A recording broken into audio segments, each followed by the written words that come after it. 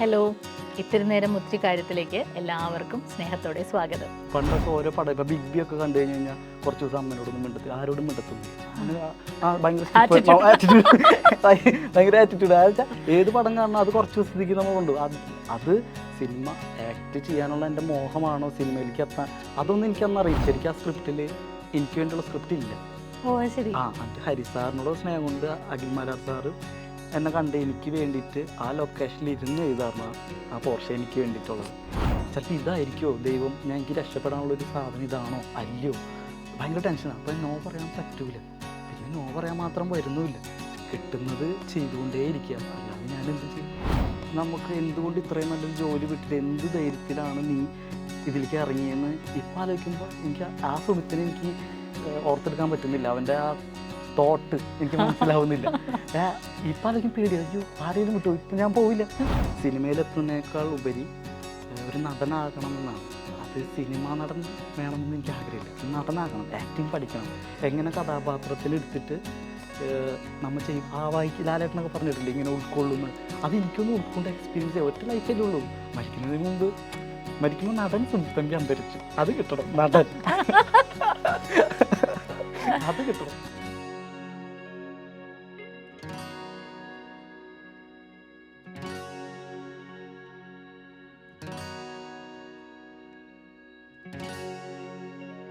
ഒരു കലാകാരനെ സംബന്ധിച്ച് ഒരുപാട് പേരുടെ ഇഷ്ടം കിട്ടുക എന്ന് പറയുന്നതാണ് ഏറ്റവും വലിയൊരു കാര്യം. അങ്ങനെ ഒരുപാട് പേര് സ്നേഹിക്കുന്ന ഒരുപാട് കഴിവുകളുള്ള ഒരാളാണ് ഇന്ന് ഈ ഇത്തിരി നേരം ഒത്തിരി കാര്യമായി എനിക്കൊപ്പം സുമിത്. ഹായ് സുമിത്. സുമിത് എന്തൊക്കെയായി പറയണേ? ഞാൻ ഒരുപാട് കഴിവുണ്ട്. അല്ല എന്നാ ഞാൻ പോട്ടെ നാള് പറയുന്നത്. അല്ല ഞാൻ വളരെ സീരിയസ് ആയിട്ട് പറഞ്ഞതാ. വേറൊന്നും കൊണ്ടല്ല, നമ്മൾ ഒരുമിച്ചൊരു ഇതിൽ അഭിനയിച്ചിട്ടുണ്ടായിരുന്നു, അമ്മയും മോനും കളിച്ചിട്ടുണ്ടായിരുന്നു. അപ്പൊ ഇത് ചെയ്തതിന് ശേഷേ അപ്പോഴാണ് ഞാൻ മനസ്സിലാക്കിയത് ഞാനിങ്ങനെ ഒരുപാട് പേര് ഇഷ്ടപ്പെടുന്ന ഒരാളുടെ അമ്മയായിട്ടാണ് അഭിനയിച്ചത്.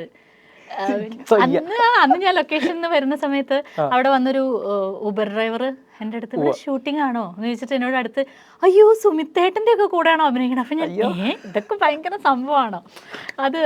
അപ്പം ശരിക്കും സുമിത്തിനെ അറിയാലോ, സുമിത്ത് ഒരുപാട് പേരുടെ സ്നേഹം ഡെയിലി കിട്ടിക്കൊണ്ടിരിക്കുന്ന ഒരാളാണ്. നടനാവുക എന്നുള്ള സ്വപ്നം ഒരുപാട് കാലമായി കൊണ്ട് നടന്ന് അതിനുവേണ്ടി ഒരുപാട് സ്പേസുകൾ കിട്ടുന്ന എല്ലാ നല്ല സ്പേസുകളും സ്വന്തമാക്കി അത് പറ്റുന്ന ഏറ്റവും ബെസ്റ്റ് കൊടുത്ത് ഇങ്ങനെ പോയിക്കൊണ്ടിരിക്കുന്ന ഒരാളാണ്. ഏത് മനുഷ്യനെ പോലെയും സുമിത്തിനും തീർച്ചയായിട്ടും വലിയ സ്ക്രീനിൽ എന്നെ കാണുക എന്നുള്ള ഒരു സങ്കല്പം, ഒരു സ്വപ്നം അങ്ങനെ ചെയ്തിട്ടില്ല എന്നല്ല, ചെയ്തിട്ടുണ്ട് സിനിമകൾ. പക്ഷെ ഇപ്പോൾ നിറഞ്ഞു നിൽക്കുന്ന ഒരു എന്താ പറയുക ഒരു ഹീറോ എന്ന് പറയുന്ന ഒരു ക്യാരക്ടർ അതിപ്പം ചെയ്ത് നിൽക്കുന്നൊരു സമയത്താണ് നമ്മളിങ്ങനെ ഇരിക്കുന്നത്.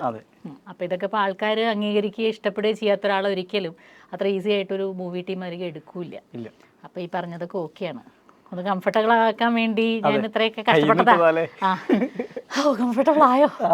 കഥപ്പായി പോയി.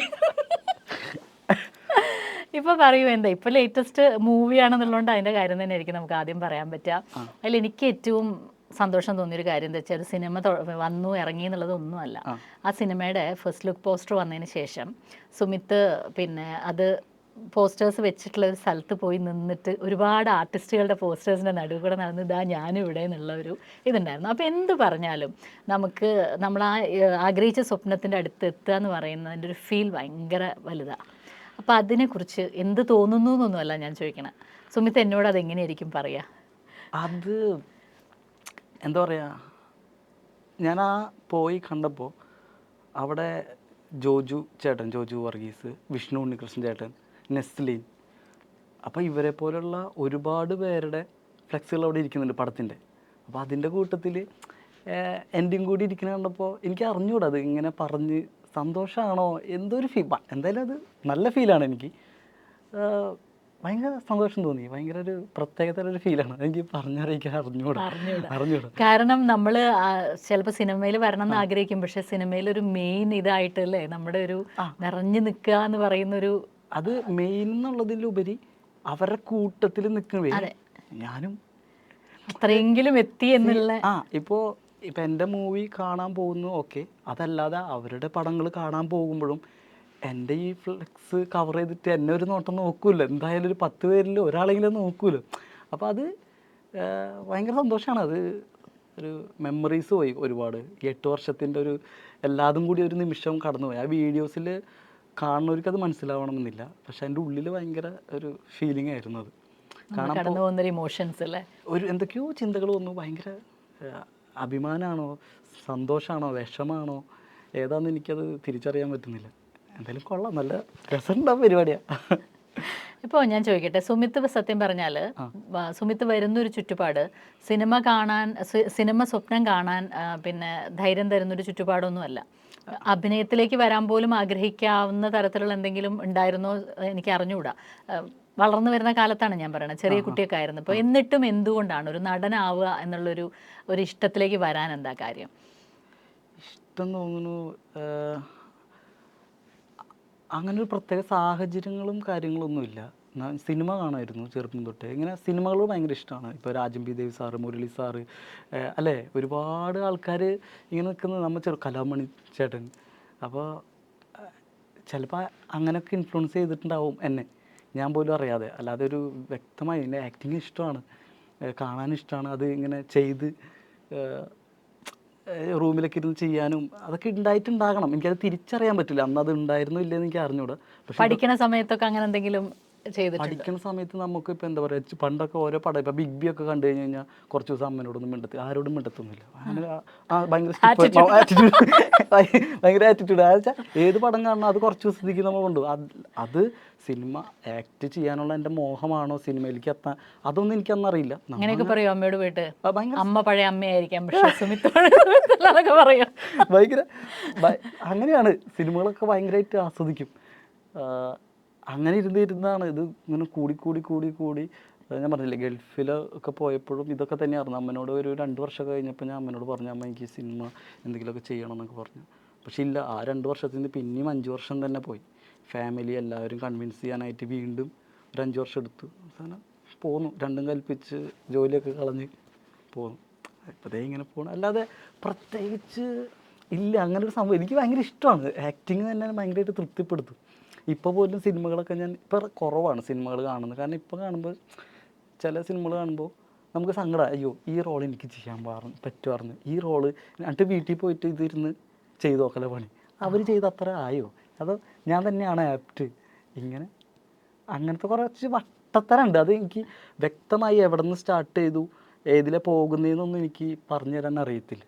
പക്ഷെ ഒരു ജോലി ഉണ്ടായിരുന്നു അല്ലേ, വെൽഡിങ് വർക്ക്ഷോപ്പ് നടത്തുമായിരുന്നു. അപ്പോൾ അങ്ങനത്തെ അതൊക്കെ എന്ന് പറഞ്ഞാൽ ഒരു എന്ത് പറഞ്ഞാലും നമുക്കൊരു ഗ്യാരണ്ടിയാണ്. നമുക്ക് നമ്മുടെ പിന്നെ എന്താ പറയുക, ഡെയിലി നമ്മുടെ ഒരു എക്സിസ്റ്റൻസ് എന്ന് പറയുന്ന ഒരു കാര്യമുണ്ട്. അപ്പോൾ അതിന് വളരെ സപ്പോർട്ടീവ് ആയിട്ടുള്ളൊരു സാധനമാണ്. അതിന് നമ്മൾ ഒരു തരത്തിലും നമുക്ക് ഉറപ്പില്ലാത്തൊരു മേഖലയ്ക്ക് വേണ്ടിയിട്ടാണ് നമ്മൾ വേറെ കുറേ സമയം മാറ്റി വെക്കേണ്ടിയൊക്കെ വരുന്നത്. അപ്പോൾ അങ്ങനത്തെ ഒരു തീരുമാനം എടുക്കുമ്പോൾ, ഇപ്പോൾ നേരത്തെ ഒരു റിയാലിറ്റി ഷോയിൽ നിങ്ങൾ വന്ന് പാർട്ടിസിപ്പേറ്റ് ചെയ്തിട്ടുണ്ട്. ഒരുപക്ഷെ നിങ്ങളെ ഏറ്റവും കൂടുതൽ നിങ്ങൾക്ക് എക്സ്പോഷർ തന്നിട്ടുള്ള ഒരു സംഭവം അതായിരിക്കും. അപ്പോൾ അതിലേക്കൊക്കെ വരുമ്പോൾ ഉള്ളൊരു വലിയൊരു ചലഞ്ചും ഉണ്ട്. നമ്മുടെ ഉള്ളിൻ്റെ ഉള്ളിലെങ്കിലും ആ ഒരു പേടി ഉണ്ടാവും, ഇത് മുന്നോട്ട് എങ്ങനെയായിരിക്കും ഈ യാത്ര പോവാന്നുള്ളത്. പക്ഷെ എന്നിട്ട് നമ്മൾ ആ കോൾ എടുക്കുകയാണ്. നമ്മൾ അങ്ങനത്തെ ഒരു കംഫർട്ടബിൾ ഇതിൽ പോകുന്നില്ല, എനിക്ക് പക്ഷെ അഭിനയിക്കണം, അഭിനയത്തിലേക്ക് വരണം, അങ്ങനെ തോന്നുന്ന ഒരു പോയിന്റ് അത് അങ്ങനെ ഓർത്തെടുക്കാൻ പറ്റുന്നുണ്ടോ? എപ്പോഴായിരിക്കും എനിക്ക് ഇതില്ലാതെ എനിക്ക് പറ്റില്ല, ഇങ്ങനത്തെ ഒരു എക്സിസ്റ്റൻസ് എനിക്ക് പറ്റില്ല എന്ന് തോന്നിയൊരു പോയിന്റ് ഉണ്ടോ? പറ്റില്ല എന്ന് നമുക്ക് തോന്നിയിട്ടുണ്ട്, പക്ഷേ ഭയമൊന്നും ഉണ്ടായിരുന്നില്ല. കാരണം എനിക്കിപ്പോൾ അത് ആലോചിക്കുമ്പോൾ, കാരണം ഇപ്പോൾ 10-36 വയസ്സായി, അച്ഛൻ അമ്മ അവരൊക്കെ നോക്കണം, ഫാമിലി. അപ്പോൾ നമുക്ക് എന്തുകൊണ്ട് ഇത്രയും നല്ലൊരു ജോലി വിട്ടിട്ട് എന്ത് ധൈര്യത്തിലാണ് നീ ഇതിലേക്ക് ഇറങ്ങിയെന്ന് ഇപ്പോൾ ആലോചിക്കുമ്പോൾ എനിക്ക് ആ സുമിത്തിനെ എനിക്ക് ഓർത്തെടുക്കാൻ പറ്റുന്നില്ല. അവൻ്റെ ആ തോട്ട് എനിക്ക് മനസ്സിലാവുന്നില്ല. ഇപ്പം ആലോചിക്കും പേടിയോ, അയ്യോ ആരെങ്കിലും വിട്ടു, ഇപ്പം ഞാൻ പോവില്ല, ഇപ്പോഴത്തെ ഞാൻ പോവില്ല. ഇപ്പോൾ ഒരു ജോലി ഗൾഫിലാണെങ്കിൽ ഞാൻ ഒരിക്കലും, കാരണം പോയി കഴിഞ്ഞാൽ ജോലി എനിക്ക് മാസം എങ്ങനെ നിൽക്കണം, എൻ്റെ അച്ഛനമ്മനെ എങ്ങനെ നോക്കണം, മറ്റു കാര്യങ്ങൾ എങ്ങനെ ചെയ്യണം, ഇതിലേക്ക് പോയി കഴിഞ്ഞാൽ ഏത് വഴി എനിക്ക് ഒന്നും അറിയില്ലായിരുന്നു. ഒരു വഴി പോലും അറിഞ്ഞിട്ടല്ല ഞാൻ ഇങ്ങോട്ട് വന്നത്. എനിക്ക് ആകെ അറിഞ്ഞത്, ഞാൻ എപ്പോഴും വിചാരിക്കും കലാമണി ചേട്ടനാണല്ലോ നമ്മൾ എപ്പോഴും, മണിച്ചേട്ടൻ ഒരുപാട് പേരെ സഹായിക്കും, അങ്ങനെയൊക്കെ നമ്മൾ ചെറുപ്പത്തിൽ കേട്ടിട്ടുണ്ട് കണ്ടിട്ടുണ്ട്. അപ്പം മണിച്ചേട്ടൻ്റെ അടുത്തൊക്കെ പോയിട്ട് മണിച്ചേട്ടൻ്റെ കൂടെ കൂടി, മണിച്ചേട്ടാ ഒരു ചാൻസ്, അന്നത്തെ ആ പക്വതയില്ലാത്ത ആ ചിന്തയുണ്ട്, ഈ ഫീൽഡേ അറിയത്തില്ല. അപ്പം മണിച്ചേട്ടൻ്റെ കൂടെ കൂടി, പിന്നെ അങ്ങനെ കൂടി എപ്പോഴെങ്കിലുമൊക്കെ മണിച്ചേട്ടൻ വഴി എന്നൊക്കെ പറഞ്ഞ് അങ്ങനെയൊക്കെ ഒരു പ്രതീക്ഷയായിരുന്നു ഗൾഫിൽ വെച്ചിട്ട്. വരുമ്പോൾ ആകെയുള്ള ഒരു ഇതാണ് സിനിമ കണ്ട എക്സ്പീരിയൻസും പിന്നെ മണിച്ചേട്ടൻ രക്ഷപ്പെടുത്തുമായിരിക്കും എന്നുള്ളൊരു പക്ഷേ പാവം ഒരു 1-ാം തീയതി ന്യൂ ഇയറിൻ്റെ എന്നാണ് ഞാനത് അറിയുന്നത്. അപ്പം പിന്നെ രണ്ടും കൽപ്പിച്ച് പോന്നു. അറിഞ്ഞൂടാ ചേച്ചി ഇത് എങ്ങനെയൊക്കെയോ ഇവിടെ എത്തിയിട്ടുണ്ട്. പിന്നെ ആരൊക്കെയോ തള്ളി എന്നെ ഇവിടെ കൊണ്ടെത്തിച്ച്. പക്ഷേ കുറേ പേര് ആദ്യം പറഞ്ഞ പോലെ കുറേ പേര് ഇഷ്ടപ്പെടുന്നവരുണ്ട്, കുറേ പേര്.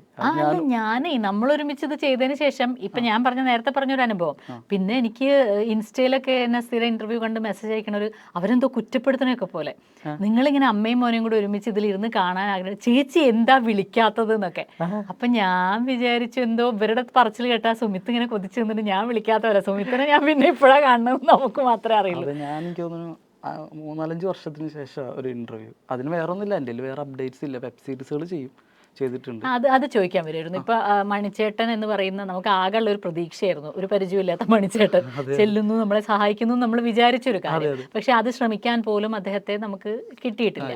പക്ഷെ പിന്നെ അവിടുന്ന് അങ്ങോട്ട് നമ്മൾ പിന്നെ ഇനി എന്താ ചെയ്യാൻ നമുക്കറിയില്ലോ, നമ്മൾ അതുവരെയുള്ള പ്ലാൻസേ നമുക്കുള്ളൂ. പിന്നെ അവിടുന്ന് അങ്ങോട്ട് പോകുന്നതും ഇപ്പൊ ഈ ആളുകൾ ഇത്രയും സ്നേഹിക്കുന്ന തരത്തിലേക്ക്, നമ്മളെ തിരിച്ചറിയുന്ന തരത്തിലേക്ക് ആ ഒരാളാവാൻ കുറേ കണ്ടന്റുകൾ ചെയ്തിട്ടുണ്ടല്ലോ, കുറേ ഷോർട്ട് ഫിലിംസ്, വെബ് സീരീസ് പോലെ. ആദ്യം മേഡ് ഫോർ ഈച്ച് അതർ എന്ന റിയാലിറ്റി ഷോ ആണ് കിട്ടിയത്. അന്ന് ആ സമയത്താണ് അത് ചെയ്യുന്നത് അല്ലേ? ഒരു ഓഡീഷനൊക്കെ പോയി, ഈ ഒരു ആഗ്രഹത്തിന്റെ പുറത്ത് തന്നെ പോയതാണ് അതിന്. തീർച്ചയായിട്ടും മേഡ് ഫോർ ഈച്ചർ കിട്ടുന്നതിന് മുമ്പ് വനിത കുറേ ഇന്റർവ്യൂകൾ അറ്റൻഡ് ചെയ്തിട്ടുണ്ട് ഇങ്ങനെ. അപ്പൊ അതൊന്നും കിട്ടിയിരുന്നില്ല. പിന്നെ ഇത് കിട്ടി. അത് 3-4 ആഴ്ചയോളം ഇന്റർവ്യൂ ഉണ്ടായിരുന്നു. ഫസ്റ്റ് ഒരാഴ്ച എത്രയോ 10,000 പേരിൽ നിന്നാണ് സെലക്ട് ചെയ്ത്. പിന്നെ അത് കഴിഞ്ഞിട്ട് 1500 ആക്കി, പിന്നെ 300 ആക്കി, ലാസ്റ്റ് 30 ആക്കി. അപ്പോഴേക്കും 4 ആഴ്ച കഴിഞ്ഞു. പിന്നെ അതിൽ നിന്നാണ് 10 പേര്. അങ്ങനെ അവിടെ നിന്നാണ് സ്റ്റാർട്ടിങ്, ചാനലിൽ നിന്നാണ് സ്റ്റാർട്ടിങ്.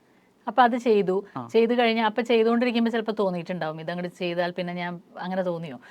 അയ്യോ തോന്നി. ഞാൻ വെച്ചാൽ എല്ലാ ഡയറക്ടേഴ്സും വീട്ടിൽ വരും, കൊണ്ടുപോകും സിനിമയ്ക്ക്. കാരണം അങ്ങനെയാണ് നമുക്ക് കിട്ടുന്നത്. ഞാൻ പുറത്തിറങ്ങുമ്പോൾ നമുക്ക് ഫോട്ടോ എടുക്കാൻ ഒരുപാട് പേര് വരുന്നു. പിന്നെ കൂടെയുള്ള ക്രൂവും പറയണ്ട രക്ഷപ്പെട്ടു, ചാനലിൽ വന്നു, ഫൈനലിസ്റ്റൊക്കെ ആയപ്പോൾ ഇത്രയും പേര് അറിഞ്ഞു. നമുക്കും തോന്നി തുടങ്ങി. കാരണം അന്നത്തെ 50 ലൈക്കിൽ നിന്ന് നമുക്ക് 1000 ലൈക്ക് കിട്ടുന്നു. അപ്പോൾ പിന്നെ ചുറ്റുപാടുള്ളവരും രക്ഷപ്പെട്ടു. നമുക്കറിയില്ല, ഇത് ആ ഒരു കൂപമണ്ഡൂകം പോലെ നമ്മൾ നിന്നിട്ട് ഓക്കെ ഇപ്പൊ വരും ആൾക്കാർ, ഇപ്പൊ വരും, നമ്മൾ ഇങ്ങോട്ടും പോകണ്ട, ഇത് സിമ്പിൾ ആണല്ലോ എന്ന് വരെ എനിക്ക് തോന്നിപ്പോയി സിനിമ. അത് ഗൾഫിൽ നിന്ന് വരുന്നു, 7 മാസം 8 മാസം കഴിഞ്ഞപ്പോഴേക്കും റിയാലിറ്റി ഷോ കിട്ടുന്നു. നല്ല റീച്ചുള്ള റിയാലിറ്റി ഷോ ആയിരുന്നു റീച്ചർ. അപ്പോൾ ഞാൻ വിചാരിച്ചു കിട്ടുന്നു. പിന്നെ അത് കഴിഞ്ഞു, 1 മാസം കഴിഞ്ഞു, 2 മാസം കഴിഞ്ഞു, 1000 ലൈക്ക് 800 ആയി, കുറഞ്ഞുകൊണ്ടിരിക്കുന്നു. ഞാൻ വീണ്ടും 50ലേക്ക് എത്തുമോ, കൺഫ്യൂഷനായി. അപ്പൊ പറഞ്ഞു, സ്വയം പറഞ്ഞു 50ലേക്ക് എത്തുന്നതിന് മുമ്പ് വേഗം എന്തെങ്കിലും ചെയ്യണം. പിന്നെ ആക്ടിങ് ഇഷ്ടമുള്ളത് കൊണ്ട് ഈ ചെറിയ വൈൻ വീഡിയോസ്, ചെറിയ നമ്മുടെ ലൈഫിലുണ്ടായ അല്ലെങ്കിൽ പഠിക്കുന്ന കാലത്തുണ്ടായ നമ്മുടെ ഫ്രണ്ട്സിന് സംസാരിക്കുമ്പോൾ ഉണ്ടായിരുന്ന ഓരോരോ നർമ്മങ്ങൾ ഉണ്ടാവില്ലേ, അപ്പോൾ അതൊക്കെ എടുത്തിട്ട് ഞാൻ ഇങ്ങനെ വീഡിയോസ് ചെയ്തു. അതും റീച്ച് കിട്ടി. അങ്ങനെ പിന്നെ അങ്ങനെ പോയി എന്ന് മാത്രമേ ഉള്ളൂ. പിന്നെ വെബ് സീരീസ് ആയി. അത് കിട്ടിയതിന് ശേഷമാണോ ഇത്തരം വെബ് സീരീസിലേക്കും ഇതിലേക്കും ഒക്കെ ഈ കുട്ടി സ്റ്റോറീസ് പോലെ അല്ലെങ്കിൽ ലിങ്ക് സ്പോട്ട് പോലുള്ളതിലേക്കൊക്കെ എത്തുന്നത്? മേഡ് ഫോർ ഈച്ച് അതർ കഴിഞ്ഞതിന് ശേഷം ഞങ്ങൾ തന്നെ ചെറിയ വീഡിയോസുകൾ ചെയ്യാൻ തുടങ്ങി. ചെറിയ ഓൺ വോയിസ് ആണ്. ഞാൻ നേരത്തെ പറഞ്ഞ പോലെ നമ്മുടെ കണ്ണിൽ കണ്ടതും നമ്മൾ പണ്ട് ഓർത്തെടുത്തൊക്കെ ആയിട്ട് ചെയ്തു തുടങ്ങി. അങ്ങനെയാണ് അവസാനം പിന്നെ പത്തനംതിട്ടയ്ക്ക് വിളിക്കാൻ അനുരാജേട്ടൻ, പ്രീന ചേച്ചി, അവരാണ് ഫസ്റ്റ് വിളിക്കുന്നത്. എടാ നീ ഇങ്ങനെ നിൻ്റെ കോണ്ടന്റുകൾ കൊള്ളാം, അപ്പം നീ ഒരു കാര്യം വായോ, നമുക്ക് ഇവിടെ ഇരുന്ന് വെബ് സീരീസ് നിനക്ക് ഞാൻ ഒരു വില്ലെടുത്ത് തരാം, അവിടെ നിന്ന് എഴുതി. അപ്പോൾ ഞാൻ പറഞ്ഞു എനിക്ക് എഴുതാൻ വലിയ താല്പര്യമില്ല, എനിക്ക് ആക്ട് ചെയ്യാനാണ് താല്പര്യം. അപ്പം നീ എഴുതി, നീ തന്നെ അതിലൊരു ക്യാരക്ടർ എടുത്തോ, അപ്പോൾ കുഴപ്പമില്ല, എനിക്ക് കൊള്ളാം, ക്യാരക്ടറില്ല. അപ്പോൾ അവിടെ പോയി പിന്നെ അവിടെ നിന്നാണ് വെബ് സീരീസുകൾ ഇങ്ങനെ വെബ് സീരീസ് ക്യാമറയുടെ മുമ്പിലേക്ക് വരുന്നത്. പിന്നെ സ്റ്റാർട്ട് ചെയ്ത് പിന്നെ അങ്ങനെ വെബ് സീരീസുകൾ ചെയ്തു. അതിൻ്റെ ഇടയിൽ ഒരു റിയാലിറ്റി ഷോയും കൂടി ചെയ്തു. സി കേരളത്തിൽ മിസ്റ്റർ ആൻഡ് മിസ്സിസ്, നമ്മുടെ GP, അപർണ, ഇന്നസെന്റ് സാറൊക്കെ അത് ചെയ്തു. പിന്നെ അങ്ങനെ വെബ് സീരീസ് ഇപ്പം ഇങ്ങനെ പടങ്ങളെ ഫസ്റ്റ് മൂവി അഖിൽ മാരാർ സാറിൻ്റെ താത്വികാവലോകനം. അത് സാറ് അത് കിട്ടി, അത് വലിയ കാര്യമാണത്. ഹരി സാർ എന്ന് പറഞ്ഞ സാറുണ്ട്. അപ്പോൾ പുള്ളി ലുലുമാളിൽ വെച്ച് എന്നെ കണ്ട്, അങ്ങനെ ഞാൻ പറഞ്ഞിട്ട് എൻ്റെ കൂട്ടുകാരനൊരു, അതായത് അഖിൽ മാരാർ സാറ്, ഞാനൊരു പടം പിടിക്കുന്നുണ്ട്, ഞാൻ നോക്കാം, ഞാൻ വിളിക്കാമെന്ന് പറഞ്ഞ് നമ്പർ വാങ്ങിപ്പോയതാണ്. പക്ഷെ പുള്ളി മറക്കാതെ തന്നെ ഹരി സാറ് വിളിച്ചു, അവിടെ വന്ന്. ശരിക്കും ആ സ്ക്രിപ്റ്റിൽ എനിക്ക് വേണ്ടിയുള്ള സ്ക്രിപ്റ്റ് ഇല്ല. എന്നിട്ട് ഹരി സാറിനോട് സ്നേഹം കൊണ്ട് അഖിൽ മാരാർ സാറ് എന്നെ കണ്ട് എനിക്ക് വേണ്ടിയിട്ട് ആ ലൊക്കേഷനിൽ ഇരുന്ന് എഴുതാറുണ്ട് ആ പോർഷെ എനിക്ക് വേണ്ടിയിട്ടുള്ളത്. അഖിൽമാരാർ സാറ് ഒരിക്കൽ എന്നോട് പറഞ്ഞെടാ ഈ ആർക്കും കിട്ടാത്തൊരു ഭാഗ്യമുണ്ട്. അപ്പം ഞാൻ എന്താ സാറെന്ന് ചോദിച്ചു.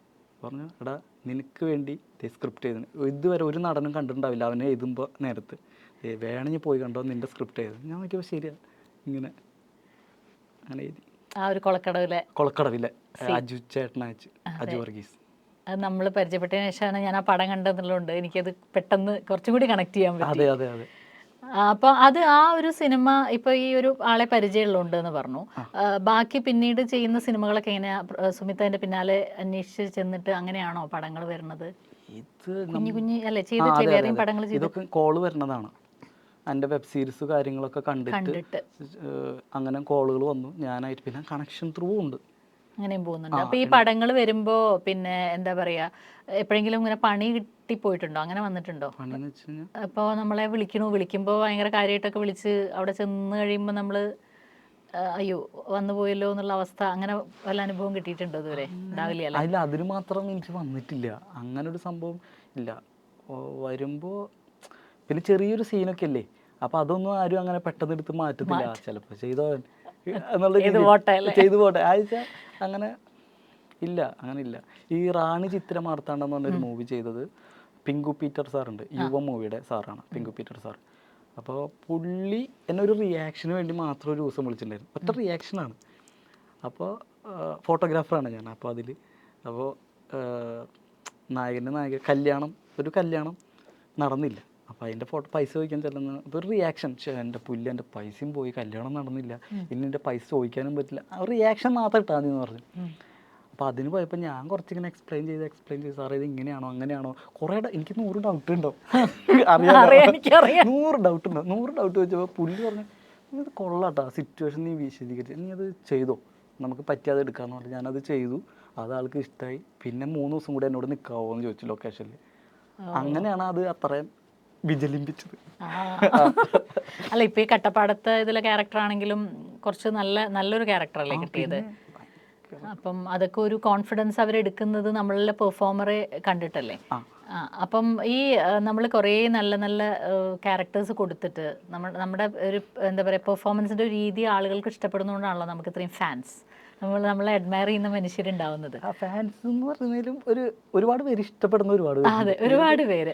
അപ്പം ആ ഒരു ഇഷ്ടം നമ്മൾ ആദ്യം അറിഞ്ഞു കൊടുക്കണമൊക്കെ ഏത് വർക്ക് മുതലായിരിക്കും? ഈ റിയാലിറ്റി ഷോ തൊട്ട് മുതലേ ഉള്ളവരാണോ, അല്ല പിന്നീട് കുറേ പേര് ആഡ് ചെയ്തിട്ടുണ്ടാവില്ലേ കൂടെ?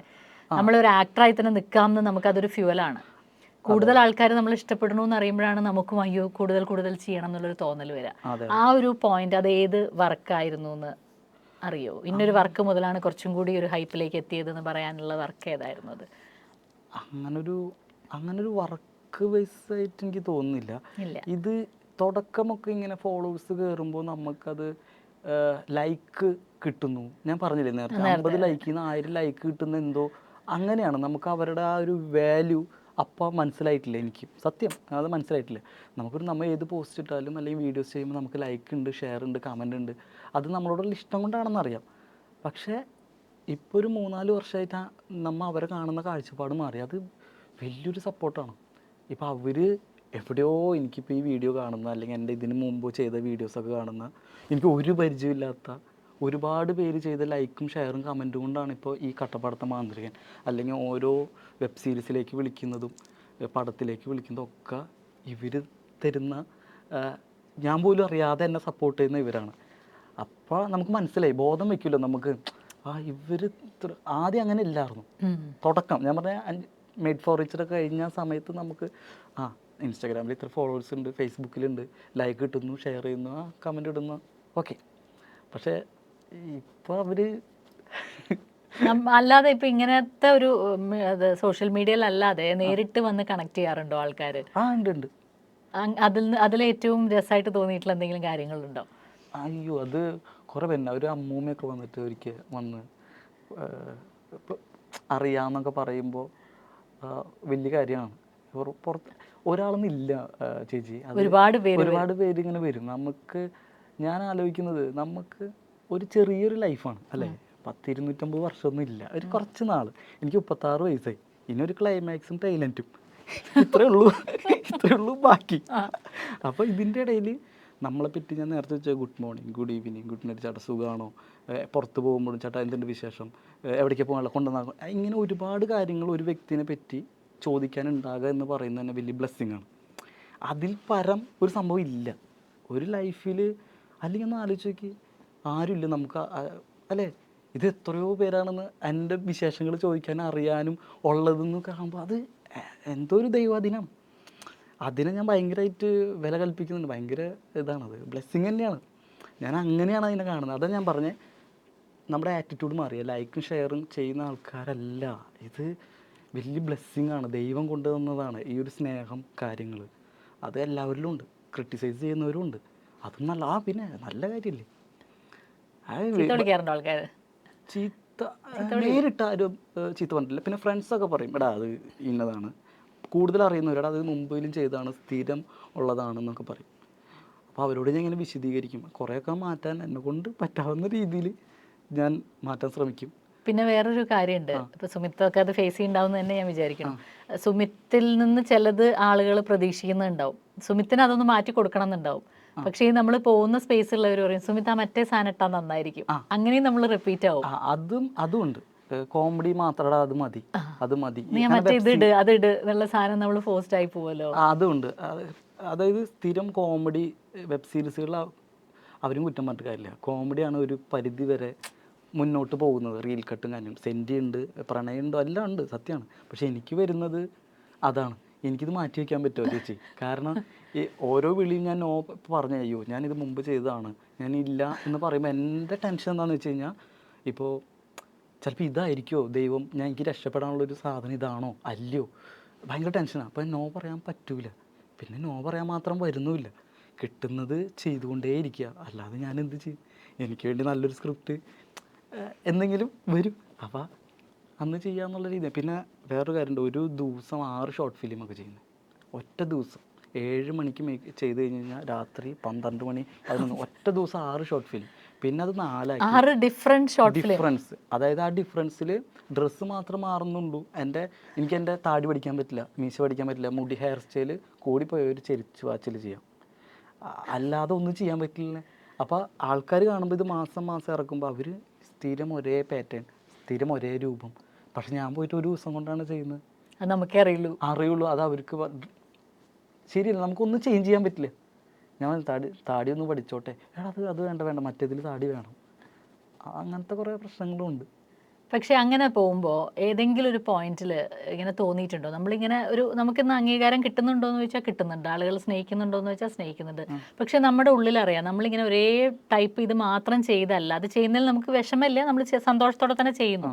പക്ഷെ ഇത് മാത്രമല്ല, എനിക്കിതിലപ്പുറം ചെയ്യാൻ നമ്മുടെ ഉള്ളിൽ എവിടെ ഒരു കഴിവുണ്ടാവണം. അപ്പോൾ ബിഗ് ബി കണ്ടിട്ട് അമ്മയോടാണെങ്കിലും അതുപോലെ നടക്കാൻ തോന്നണമെങ്കിൽ അത് അല്ല എന്ന് പറഞ്ഞാൽ മനസ്സിലായി, അത് നമ്മുടെ ഉള്ളിലത്തെ ഒരു പെർഫോമറുടെ ഉള്ളിൽ ആ സാധനം ഉള്ളത് കൊണ്ടാണ്. അപ്പം നാളെ അത് തന്നാൽ സുമിത്തിന് ചെയ്യാൻ പറ്റും. പക്ഷേ നമ്മളിപ്പോൾ ചെയ്തുകൊണ്ടിരിക്കുന്നത് ഒരു സ്ഥിരം കോമഡി, ഒരേ ടൈപ്പ് കാര്യങ്ങളാണ്. നമ്മൾ എത്തണം എന്ന് വിചാരിച്ചവിടെ എത്താൻ സമയം എടുക്കുകയും ചെയ്യണം. അപ്പോൾ ഏതെങ്കിലും ഒരു സമയത്ത് നമ്മൾ തകർന്നു പോകും, അല്ലെങ്കിൽ എനിക്കിത് മതി, അങ്ങനെ പേഴ്സണലി ചോദിച്ചു കഴിഞ്ഞാൽ അങ്ങനെ ചിന്തിച്ചു പോയ സമയങ്ങളുണ്ട്?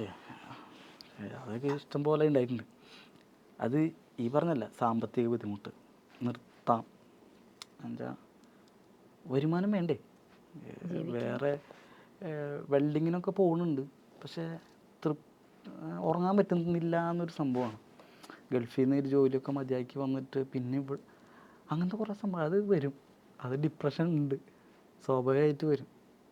നമുക്കൊന്നും കിട്ടാതിരിക്കുമ്പോൾ, സാമ്പത്തിക ബുദ്ധിമുട്ട് വരുമ്പോൾ, മറ്റുള്ളവർ ഒരുപാട് ബാഹ്യശക്തികൾ നമ്മളെങ്ങനെ പറയാം, ജോലി ഇനി ഇത് വേണ്ട, അയ്യോ ഉണ്ട്, അതിനെപ്പറ്റി പറയാണ്ടിരിക്കാൻ നല്ലത്. അങ്ങനെ പറഞ്ഞ് കരയാൻ പ്ലാൻ ഉണ്ടോ? ഇല്ല, അതൊക്കെ കരഞ്ഞ് തീർത്തു. അല്ല, അങ്ങനെ പറഞ്ഞിട്ടും അതിന്റെ അപ്പുറത്തേക്കും പിന്നെ നമ്മൾ മുന്നോട്ട് പോകുന്നുണ്ടല്ലോ. മണ്ടത്തരം അറിയില്ലല്ലോ, ഞാൻ പറഞ്ഞില്ലേ എന്താ എനിക്ക് ഞാൻ അതിനെപ്പറ്റി ചിന്തിക്കുന്നേ ഇല്ല. എന്ത് വരും വരായ ഒന്നും ചിന്തിക്കുന്നില്ല. ഞാൻ എന്തായാലും മരണം വരെ ഞാൻ ഇതിന്റെ പിന്നാലെ തന്നെ ശ്രമിച്ചുകൊണ്ടേയിരിക്കും. എനിക്ക് കിട്ടുമോ കിട്ടാത്തതൊക്കെ പ്രകൃതി എനിക്ക് തരുന്ന പോലെ ഇരിക്കും. എന്നെ അനുഗ്രഹിക്കും ഇല്ലയെന്ന് എനിക്കറിയില്ല പ്രകൃതി. ഇതുവരെ ഉണ്ട് അല്ലേ, ഒരു വെൽഡിംഗ് വർക്ക്ഷോപ്പ് ചെയ്തിരുന്ന ഞാൻ ഇപ്പോൾ 5-8 വർഷം വെബ് സീരീസ് ചെയ്തു, റിയാലിറ്റി ഷോസ് ചെയ്തു, പടം ചെയ്തു. ഞാനിതൊന്നും പ്രതീക്ഷിച്ചില്ല. ഒരു ടി വിയിലെ ഏതെങ്കിലും കോർണറിലൊന്ന് മുഖം കാണിക്കണം, അത്രേ ഉണ്ടായിരുന്നുള്ളൂ. അപ്പോൾ അതിന് ഇത്രയൊക്കെ കിട്ടിയില്ലേ.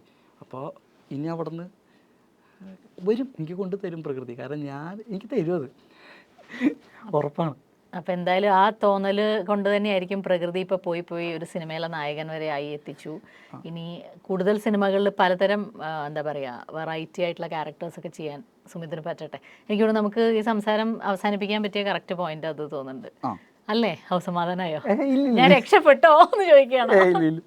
അല്ല ശരിക്കും എന്നാൽ ഇനി അതും കൂടി ചോദിച്ചിട്ട് നിർത്തട്ടെ. ഇപ്പൊ ശരിക്ക് നല്ല ഓപ്പർച്യൂണിറ്റീസ് വരികയാണെങ്കിൽ എന്തുതരം കഥാപാത്രം ഞാൻ ചെയ്യുന്നുള്ള ഒഴുക്കൻ മറുപടിക്ക് വേണ്ടിയിട്ടല്ല, സുമിത്ത് ശരിക്കും ചെയ്യാൻ അറിയത്തില്ല. അതാ ഞാൻ സീരിയസ് ആയിട്ട് പറയണേ. അവസരങ്ങൾ വന്നതുകൊണ്ട് കാര്യമില്ല എന്നാണ് എൻ്റെ വിചാരം. അപ്പൊ എന്ത് ക്യാരക്ടേഴ്സ്, അങ്ങനത്തെ ഒരു തോന്നല്ലേ ഇന്ന തരം ക്യാരക്ടേഴ്സ് എനിക്ക് ചെയ്യാൻ എന്തെങ്കിലും എനിക്ക് ചെയ്യാൻ സാധിക്കണം എന്നുള്ളൊരു തോട്ട് ഉണ്ടാവില്ലേ? ഇപ്പൊ കോമഡി അസലായിട്ട് ചെയ്യുന്നത് ഞങ്ങൾക്ക് അറിയാം, വളരെ നാച്ചുറൽ ആയിട്ടുള്ള സാധനങ്ങൾ ചെയ്യും. ഇല്ല, ഇത് ഞാൻ പറഞ്ഞില്ലേ, അങ്ങനെ എനിക്കൊരു വിശ്വാസം, സത്യം പറഞ്ഞാൽ കോൺഫിഡൻസ് ഉണ്ട് നന്നായി ചെയ്യാന്ന് പറഞ്ഞാൽ. ഇപ്പം ഞാൻ ഒരു ആക്ടറാണ്, ഞാനൊരു ആക്ടർ, ഞാൻ നന്നായി ചെയ്യുന്നുണ്ടെങ്കിൽ ജഗദീഷ് ശ്രീകുമാർ സാർ ആരാ? അദ്ദേഹം ആക്ടർ, അദ്ദേഹം കോമഡി ചെയ്യുന്ന ആൾ. അപ്പം ഞാനും ജഗദീഷ് ശ്രീകുമാർ ഒരിക്കലല്ല, അല്ലല്ലോ. ഞാൻ അങ്ങനെ കലാമണി ചേട്ടൻ നല്ലൊരു അല്ലേ ആർട്ടിസ്റ്റ്, ഞാൻ സുമിത്തമ്പിയും ആർട്ടിസ്റ്റ് ആകുമ്പോൾ ആർട്ടിസ്റ്റിന് ഇത്രയേ ഉള്ളൂ വില അല്ല. ഇത് ഒരുപാട് ചെയ്യാനുണ്ട്. കാരണം ഇത് അറിയും തോറും പറ്റാത്തൊരു പണിയാണെന്നാണ് എനിക്ക് കൂടുതൽ മനസ്സിലായിട്ടുള്ളത്. പുസ്തകങ്ങൾ വായിക്കുമ്പോൾ മുമ്പ് അറിവില്ലാത്തതുകൊണ്ടാണ് ഇതിലേക്ക് ഇറങ്ങി തിരിച്ചത്, ജോലിയും വിട്ടു എല്ലാം വിട്ടു. പക്ഷേ ഇത് പുസ്തകങ്ങൾ വായിക്കുമ്പോൾ അല്ലെങ്കിൽ ഒരുപാട് ഇൻ്റർവ്യൂ കാണുമ്പോൾ, കേൾക്കുമ്പോൾ, പഠിക്കുമ്പോൾ ഇതിങ്ങനെയൊക്കെ എടുക്കുക പേടിയാവും. അപ്പോൾ അതുകൊണ്ട് ഞാനിപ്പോൾ കൂടുതലൊന്നും ചിന്തിക്കത്തില്ല. കാരണം എന്തെങ്കിലും വരുന്നത് റോളുണ്ടെങ്കിൽ ചെയ്യുക എന്നുള്ളൊരു ആറ്റിറ്റ്യൂഡാണ്. അത് കുറേ സംഭവങ്ങൾ നമ്മൾ ഇപ്പോൾ എൻ്റെ ഒരു അറിവുണ്ട്, എനിക്ക് ശരിയോ തെറ്റോ ഒന്നും അറിയില്ല, ഒരു 25% നമുക്ക് മറ്റുള്ളവരിൽ നിന്ന് ഒബ്സർവ് ചെയ്ത് പുസ്തകങ്ങൾ വായിച്ച് മറ്റുള്ളവർ ഇൻ്റർവ്യൂ കണ്ട് ഒക്കെ നമുക്ക് പഠിക്കാൻ പറ്റുള്ളൂ ആക്ടിങ്. ബാക്കിയുള്ള 75 നമ്മൾ ചെയ്ത് ഇടപഴകി അല്ലേ, വലിയ വലിയ ആർട്ടിസ്റ്റുകളുടെ കൂടെ നിന്ന് തയമ്പിച്ച് അങ്ങനെ ആവണം. അതിന് ഒരവസരം കിട്ടട്ടെ എന്നുള്ള പ്രാർത്ഥനയാണ് എനിക്ക്. അഭിനയം സിനിമയിലെത്തുന്നതിനേക്കാൾ ഉപരി ഒരു നടനാകണമെന്നാണ്. അത് സിനിമാ നടൻ വേണമെന്ന് എനിക്ക് ആഗ്രഹമില്ല, ഒരു നടനാകണം, ആക്ടിങ് പഠിക്കണം, എങ്ങനെ കഥാപാത്രത്തിന് എടുത്തിട്ട് നമ്മൾ ചെയ്യും. ലാലേട്ടനൊക്കെ പറഞ്ഞിട്ടില്ലേ ഇങ്ങനെ ഉൾക്കൊള്ളുന്നത്, അത് എനിക്കൊന്നും ഉൾക്കൊണ്ട് എക്സ്പീരിയൻസ് ചെയ്യാം. ഒറ്റ ലൈഫല്ലേ ഉള്ളൂ. മരിക്കുന്നതിന് മുമ്പ് മരിക്കുമ്പോൾ നടൻ സുമിത്തമ്പി അന്തരിച്ചു, അത് കിട്ടണം, നടൻ അത് കിട്ടണം. എനിക്ക് ഭയങ്കര ഇഷ്ടമാണ് ആക്ടിങ്, അത് പഠിക്കുക, അതിൽ നിൽക്കുക. എനിക്കത് പറഞ്ഞ് ഫലിപ്പിക്കാനുള്ള അറിവില്ലാത്തതുകൊണ്ടാണ് എനിക്കത് ഇങ്ങനെ നിൽക്കുന്നത്, ഇങ്ങനെ വളവള പോകുന്നത്. എനിക്ക് ഇഷ്ടമാണ്. ഈ പറഞ്ഞ ഈ നടനായി നിൽക്കുക എന്നുള്ള ആഗ്രഹം, ഈ പറഞ്ഞ പ്രാർത്ഥന, ഈ പറഞ്ഞ തോന്നൽ, അവരെ മുന്നിലൊന്നും നമ്മളൊന്നുമല്ല, നമ്മൾ ഇനിയും പഠിക്കാനുണ്ടല്ലോ, ഇതൊക്കെ തന്നെയാണ് ഉള്ളിലൊരു നല്ല ആക്ടർ ഉള്ളതിൻ്റെ ഏറ്റവും വലിയൊരു തെളിവ്. അപ്പം ഞാൻ ആത്മാർത്ഥമായിട്ടും പ്രാർത്ഥിക്കുന്നു, പറയുന്നു. സുമിത്ത് വിചാരിക്കുന്നതിലും വലിയ, നമുക്കൊക്കെ വലിയ അഭിമാനത്തോടെ പറയാവുന്ന ഒരു വലിയ ക്യാൻവാസിൽ സുമിത്ത് എത്തട്ടെ എന്ന് തന്നെ ആത്മാർത്ഥമായിട്ട് ആഗ്രഹിക്കുകയും പ്രാർത്ഥിക്കുകയും ചെയ്യാണ്. ഈ ഒരു സമയം നമ്മൾ എന്തൊക്കെയോ ഇരുന്ന് ഇങ്ങനെ കുറേ നല്ല നല്ല കാര്യങ്ങൾ ഷെയർ ചെയ്യാൻ പറ്റി, അതൊരുപാട് സന്തോഷമുണ്ട്. അപ്പോൾ ഈ ഒരു സ്പേസിൽ ഞങ്ങളുടെ കൂടെ വന്നിരുന്നതിലും സന്തോഷമുണ്ട്. ഇതൊക്കെ ഫോർമലായിട്ട് ഇവിടെ പറയേണ്ട കാര്യങ്ങളാണ്. എന്ത് പറ്റി? അയ്യോ എനിക്ക് അമ്മ എത്രയോ ദിവസം അമ്മ വിളിച്ച് എന്നെ കൂടുതൽ കേട്ടോ, എന്നെ ചേച്ചിന്നൊക്കെ ഇവിടെ വന്ന് വെറുതെ വിളിക്കുകയാണ്. എന്നെ എപ്പോഴും കൂടുതലും അമ്മാന്ന് വിളിക്കുന്ന ഒരാളാണ് സുമിത്ത്. ഞങ്ങളുടെ എന്താ പറയാ, അതെനിക്ക് വലിയ സന്തോഷമുള്ളൊരു കാര്യം. എനിക്ക് പറ്റുന്നില്ല ചേച്ചിന്ന് വിളിക്കാൻ. ഞാൻ അമ്മ എൻ്റെ വായിൽ വരുന്ന നമുക്ക് ഞാൻ അവിടെ നിന്ന് ചേച്ചി ആക്കുന്നതാണ്. കാരണം എനിക്ക് ഭയങ്കരമായിട്ട് കെമിസ്ട്രി വർക്കൗട്ടായ ഒരു അമ്മ കഥാപാത്രമാണ്.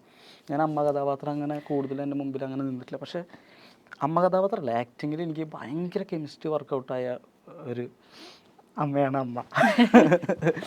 പറയാതിരിക്കാൻ പറ്റില്ല. ഒരുപാട് സന്തോഷം. ഇനി നമുക്ക് മുന്നോട്ട് കൂടുതൽ അങ്ങനെ അഭിനയിക്കാൻ പറ്റട്ടെ. അയ്യോ, എനിക്കൊരു ഭാഗ്യം ഉണ്ടാവട്ടെ. എനിക്കും എന്തായാലും സന്തോഷം സുമിത്ത്. ഒരുപാട് നല്ല നല്ല കാര്യങ്ങളിലേക്ക് ഞാനും കൂടെ കാത്തിരിക്കുന്നു, പ്രാർത്ഥിക്കുന്നു. Thank you. പ്രകൃതി അനുഗ്രഹിക്കട്ടെ. അതെ, ശരി. അപ്പോൾ ഇത്തിരി നേരം ഒത്തിരി കാര്യമൊക്കെ ആയിട്ട് നമുക്ക് വീണ്ടും അടുത്ത ആഴ്ച കാണാം കേട്ടോ. ഇഷ്ടപ്പെട്ടു എന്ന് വിചാരിക്കുന്നു ഞങ്ങൾ തമ്മിലിരുന്ന് വർത്താനം പറഞ്ഞത്.